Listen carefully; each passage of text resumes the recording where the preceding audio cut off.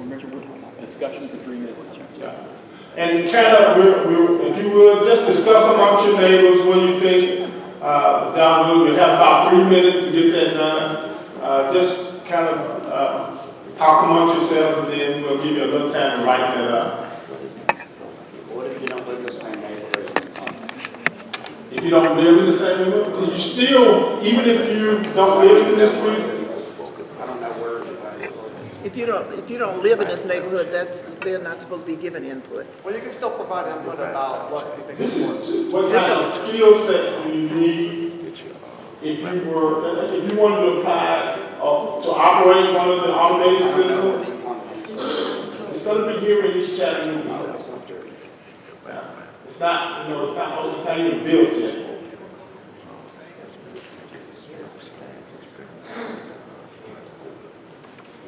And after you're done, you're going to write that down for me. You have construction up there, how does it relate to construction? The construction is, after they design their building and do the architectural drawings and design the building, they're going to hire a contractor to build it, to actually construct the building, the plant. So we're trying to establish that we're going to have skilled and ready people available for the contractor that they choose to build it.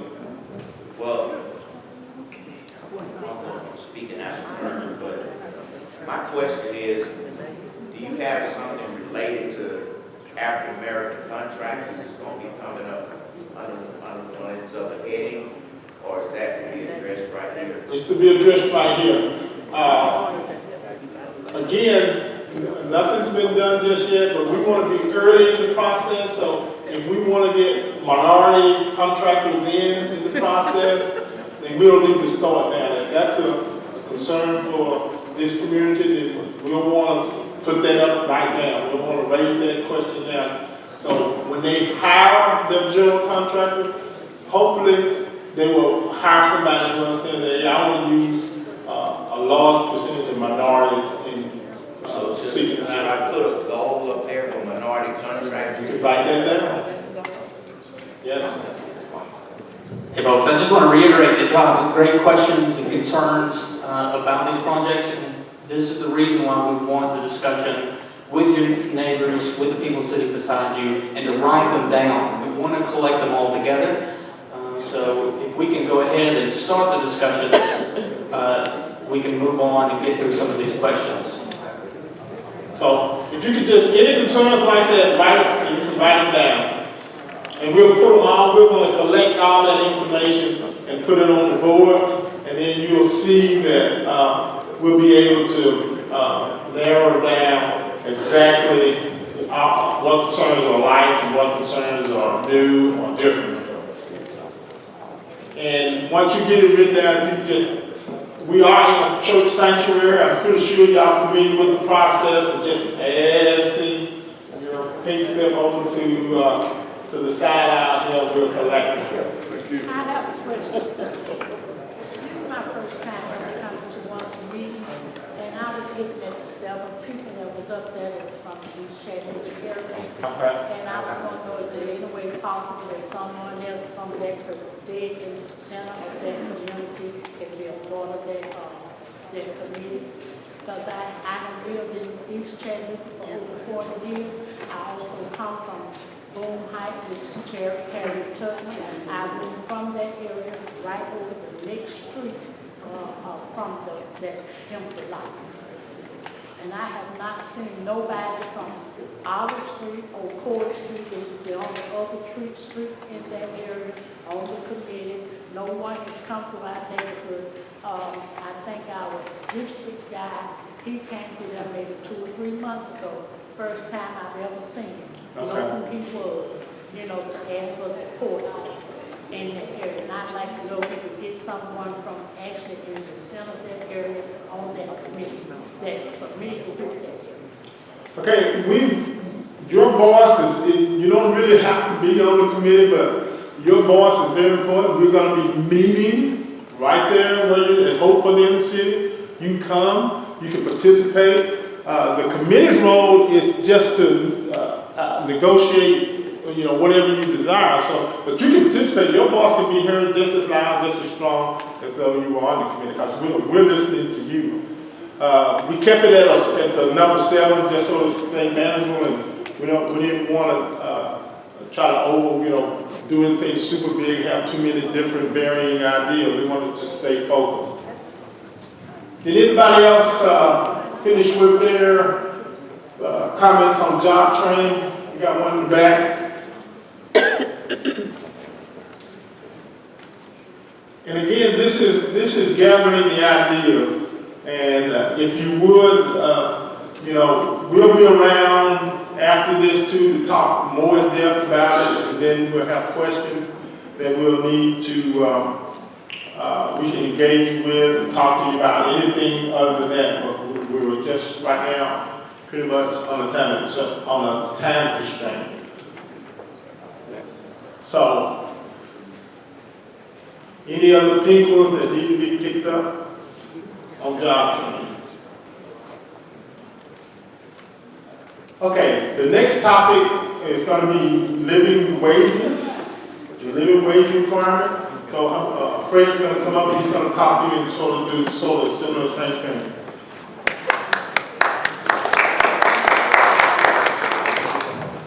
Thank you, Ken.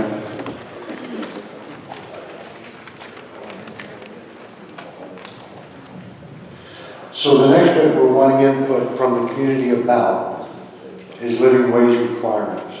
What page? And was that the yellow sticker? Orange. Orange.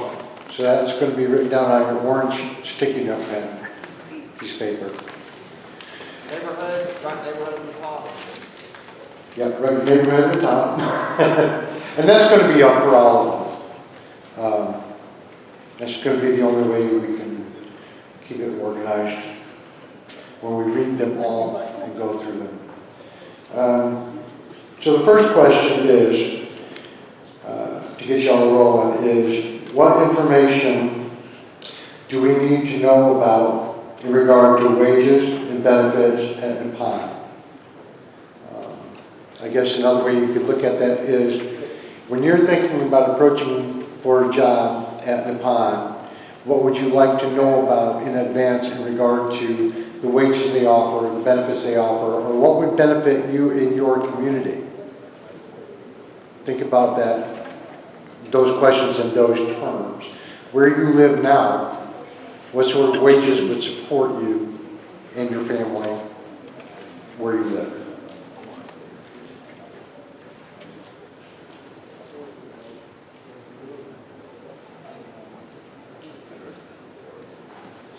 And again, the second question is kind of a reflection of the first, but narrows it down a little bit more. What types of benefits are important to you in your community? For some people, that's going to be specific forms of insurance. For other people, that's going to be very clear programs about child care, child support. That could even reflect questions about how, I'm just kind of adding this in there for food for thought. That's my train of thought. Coverage in regard to child care. Not just insurance, but would the livable wages include enough money to support daycare, child expenses, schools? That's the one I wanted to throw out there to our community too. Would the wages include enough people for them to support their schools with regard to their own children?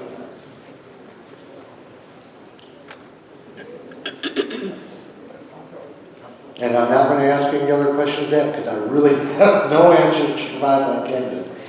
So, and are you taking time? I'm keeping. You want? Okay. 2 minutes left.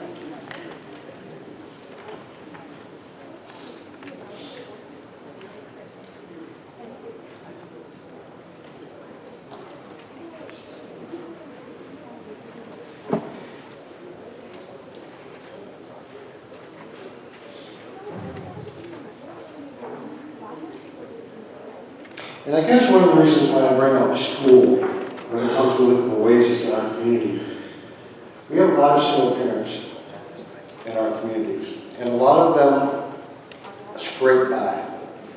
And if they were to obtain a job at the pond, that would be one of the questions I would want to ask myself if I had children. Will this job provide me a means of supporting my family Livable wage. and their school supplies and their health?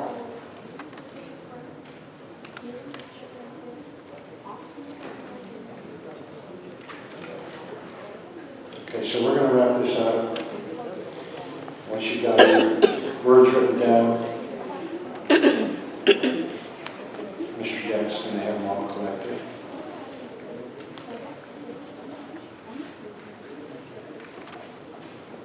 And who do I have coming up for Pastor Jack. Dr. Okay. Sure. Well, I've got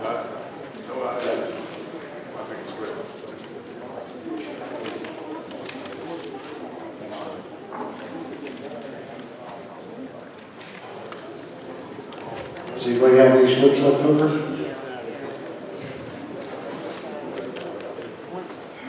I have a suggestion real quick. Something that might be helpful for the steering committee to consider would be to gather information about benefits that the employer's offering currently to kind of see, okay, what is the standard benefits that they're offering, and then base the requests around that. Sure. And I agree with you. We've had that very same discussion in our development meetings.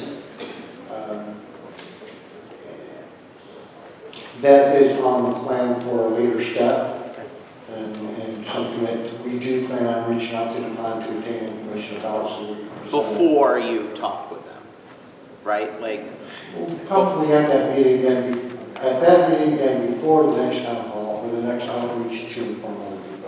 it just might help the negotiations. Sure. Sure. It's a good point. Okay. Yes, ma'am.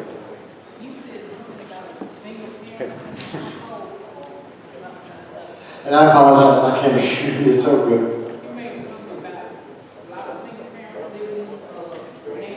Yes, ma'am. Yes, ma'am.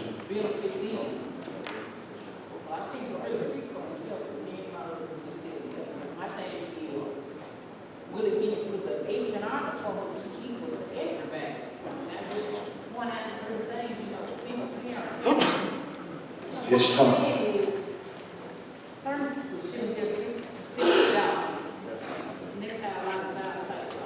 I agree, and that's one of the things, that's why we're having these town hall meetings, that's why we're asking our neighbors to talk to each other. You know, we all get on the same page, we can voice that to a company and say, hey, we want to protect our single mothers. You know what I mean, in regard to the job, so, yeah, definitely, thank you. Yeah. But that is something that we're going to look into and find out for us. Right? That's right. Yeah, we're all on board with that line of thinking. All right, my time is up, so I'm going to pass it over to Pastor Gett. He's going to take the next one. Thank you. Thank you. Let me just remind us while we're here again, we don't have all the answers. I wish we did have all the answers. We don't. We have some specific things that we're looking to get input from you guys about. And we don't know everything that the pond's going to do. We don't know about the construction, things like that. But that's why we're here. We want to get input from you guys about things we may be able to address with the company. Whether they will do it, we don't know. But at least we'll be able to say we went to the table with this, and then when we come back for the next meeting, maybe we will be able to answer some of the other questions that you might have. But I want to talk about target hiring, trying to get people in our community. Oh yes, we're lime green. lime green, I'm sorry, I didn't pick that color, I'm lime green. Put your name, your community, where you're from at the top, and we'll proceed. So we're talking about target hiring, maybe trying to get some of the people in our community, some of those jobs. But we got to understand that we've got to, I think it's been said over and over again, but we got to be ready to take on those jobs.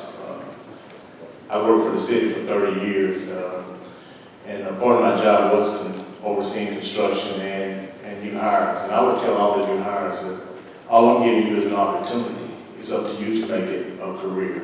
So we got to be ready when it comes time to do the hiring. But my first question is, what barriers may we face in recruiting residents of East Chattanooga to jobs at Nippon Construction or permanent?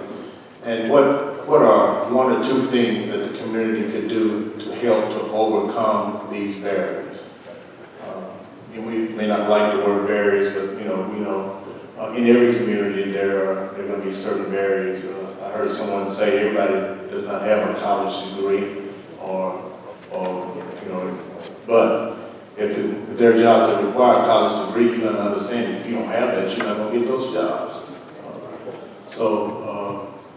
There are things that are going on, that that have gone on in your life. Everybody's got a past, and I do. Everybody has a past, but if there are things in our past that would prevent us from doing those, to get in these positions, it's time now to start working on those things. If you need some things need to be expunged from your record, it's time to start working on that. You need to go to Chat State to work on that 2-year associate's degree. Here's the time to get started working on it right now. The second question is, what local agencies or businesses should be involved to facilitate the recruitment process? Who do you think we should be looking to help recruit people for jobs at Nippon? Is that Hope for Inner City? Is it the Urban League or local churches? And lastly, what other information do we need to get from Nippon about their criteria for employment? We need to know about, I'm sure there are going to be background checks, education, what certifications are required. These are things that when we get a seat at the table, that we can ask the company about. We can bring that information back to you at the next meeting. What certifications are needed? What are they willing to do as far as background, and of course with education. So we'll give you a little bit of time to write down, if you have not already been writing, write down your thoughts, and when you're done, we'll collect them. Thank you.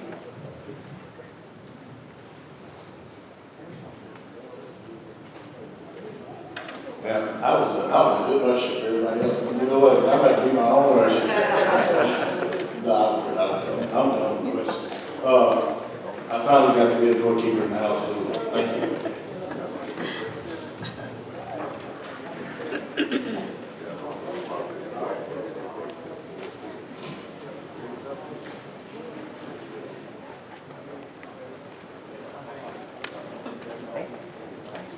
While we're writing this down, I also want to say, I grew up in Chattanooga area. I've lived here for 58 years. And I pastored at the Miracle Missionary Baptist Church for the past 10 and a half years. And we are a church that's actively involved in our community. I do not live in the East Chattanooga area, but I am from this area.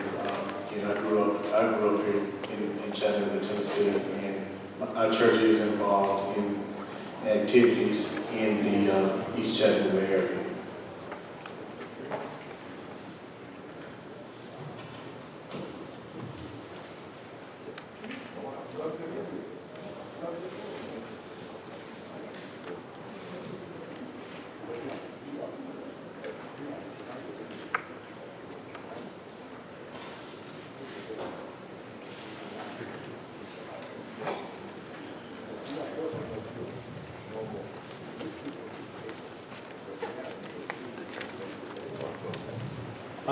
Child care, Ms. Bonnie. All right. child care.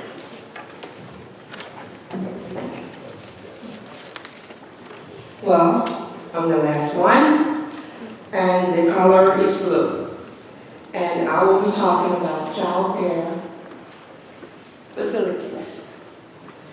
On your sheet, and you can be thinking about this as well, which local child care facility in East Chattanooga could potentially be used to support employees at Nippon?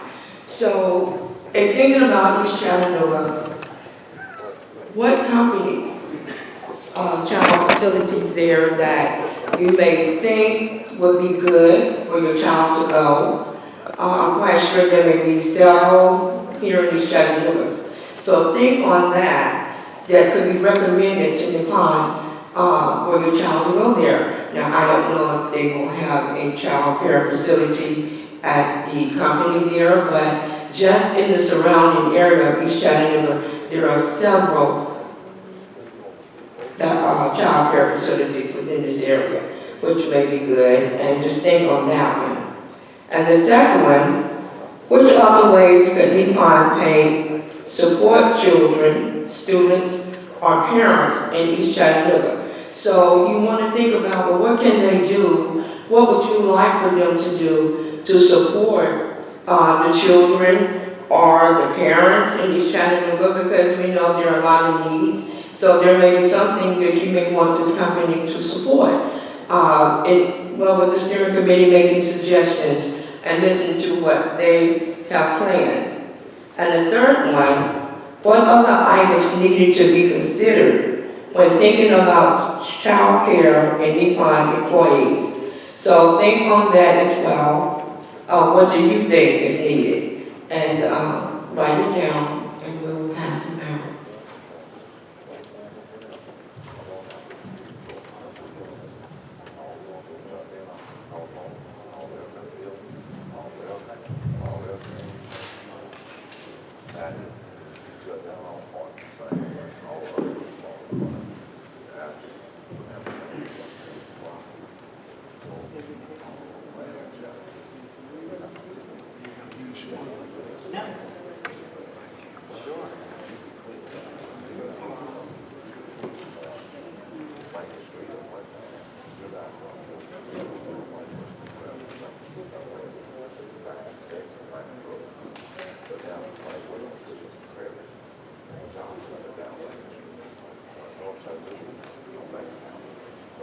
Now we'll be taking up your sticker.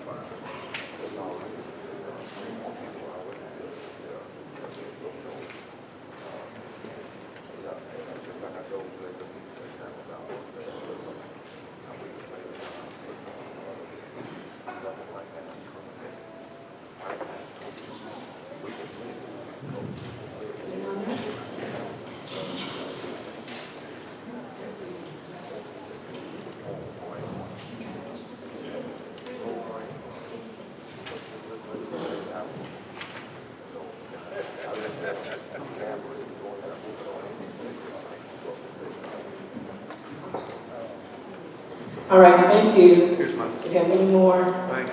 Yep. All right.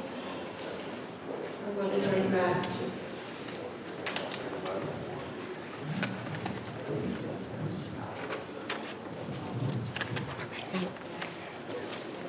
Right. And I think we have one more over here.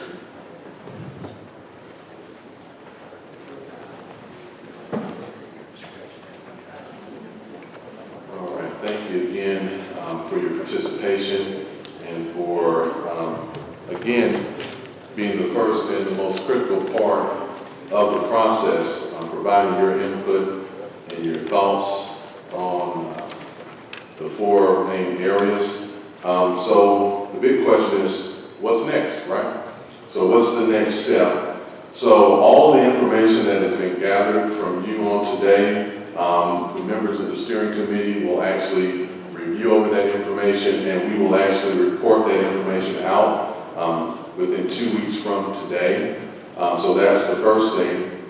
Next, what we would like to do is invite you back to the next meeting that we have. That will be in January, and so that's to be determined where and what time and all of that. And so what we would ask you is this, even just looking at this meeting today, just think through some suggestions that you would have for the Tubman Planning Committee on what venue we might want to use, how things can be improved. One thing that I want to note, and one of the steering committee members brought up as we were sitting here, is that just looking around, the numbers aren't as big as they were the last meeting, which, you can take that however you like. But one thing we definitely want to do is include more of our young people in the process. Not just young adults, but I would say even get high school students involved, because they're going to be the ones that are going to come after us. And so I would just say as a suggestion to encourage those young people, and if you know some of your neighborhood, drag them on out, okay? But we definitely want them to be thinking about these things and actually be involved in the process as well. Next, as part of the next steps, we definitely want you to come out to our steering committee meetings. Currently, those are being held at Hope for the Inner City at 1 p.m., so if you're able to come, we'd love for you to do that. That's where we'll be talking about the information that we've gathered from not only you, the community, but any information that we've gotten on the company and any communication we've had with the city. And that way, you'll be able to hear what's going on, the things that we're thinking about, how we're looking at our strategy with approaching the company. And that gives you an opportunity to formulate your questions, your thoughts, your comments, your concerns, and to be able to put those in writing and email to us. I always say, if somebody's not willing to put something in writing, then you got a problem. And so this gives you an opportunity as a community to be able to do that, to go on record and say, hey, these are some of the things that I've seen that I think need to be addressed. Here's some of the questions or concerns that I have. And that then puts the burden back on us as a steering committee to research those things for you and to get back to you with information. And it's all really about accountability, because we want to make sure, again, as I stated before, that we as the people, with us being the ones that have the power and having an equal voice at the table, we want to make sure that that voice is heard and that we're represented well. And being able to have your information, your comments, your questions, your concerns in writing helps us to stay on task. And if we miss something, you can always go back to that email and say, well, I sent this to you 2 weeks ago. I haven't heard a response from it. So, and we'll actually take some questions afterwards once we disperse, and we'll still be around to talk with you. But the last next step is just to encourage you as the community to volunteer in whatever way is possible. So if it's helping to plan the next town hall meeting, if it's trying to convene more canvassings, if that's something that comes up, whatever it takes to make sure that the community's voice is represented so that we as a steering committee can represent you to the best degree possible, we'd love for you to be involved. And so, again, you are the key to making sure that all of our neighbors are informed and engaged. And if you're interested in volunteering, please let us know. Again, utilize that email address that's in your bulletin, and we will do everything that we can to make sure that we're communicating with you regularly, and also including you step by step on where we're at in the process. So with that said, I think that convenes our meeting. Did you want to come up and say something just in closing also? What date? You gave the time, but you didn't give the date of the meeting, the steering. The next steering committee meeting, thank you, Dr. Holmes, is on November the 7th. November the 7th at 1 p.m. at Hope for the Inner City, and that's 1800 Roanoke Avenue. And then those meetings are every other Thursday. So, so the next one after the 7th will be the 21st. One more final thing. All the sticky notes, everything that folks have put written down is out here in the hall. So we encourage folks to actually look at that, talk with the members of the steering committee, and then also Sharita Allen and Greg Harwood are both here. Greg Harwood is from the Office of Workforce Development. He's around if y'all have any questions about the presentation that was given. They're here. Feel free to go up and ask them specific questions. But, yeah. I just have a quick comment. One thing that I didn't see on the list of concerns is environmental impact. And I know it was somewhat addressed by like the LEED certified building and them taking the waste off site, but I'm concerned about the potential for fumes, particularly for employees, but also for people who live near there. Will they be exposed to fumes? Where exactly is the waste going to be taken? So that is definite, those are to me, very important concerns, not only about the environment, but people's health.